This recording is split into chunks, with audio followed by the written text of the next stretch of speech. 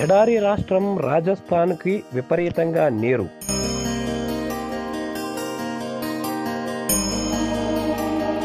జమ్మూ కాశ్మీర్, హర్యానా, ఢిల్లీ, పంజాబ్ రాష్ట్రాలకు సైతం లబ్ధి.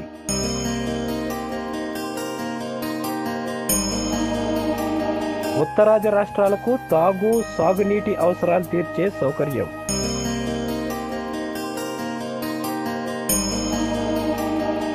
మన జలం మనకే సొంతం, మన రిథం తెలుగులో.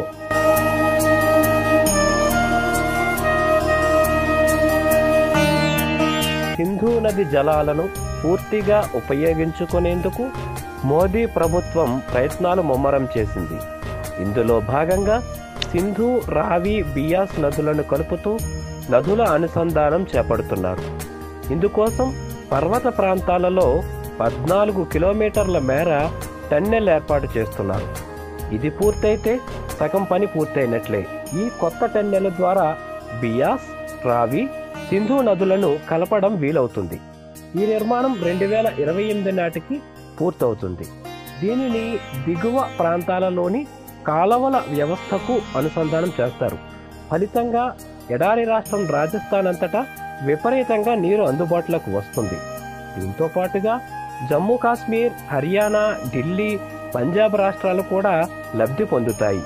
ఈ ప్రాజెక్టు ద్వారా ఢిల్లీ, పంజాబ్, హర్యానా, రాజస్థాన్లో తాగు, సాగు నీటి అవసరాలు తీరతాయని అంచనా.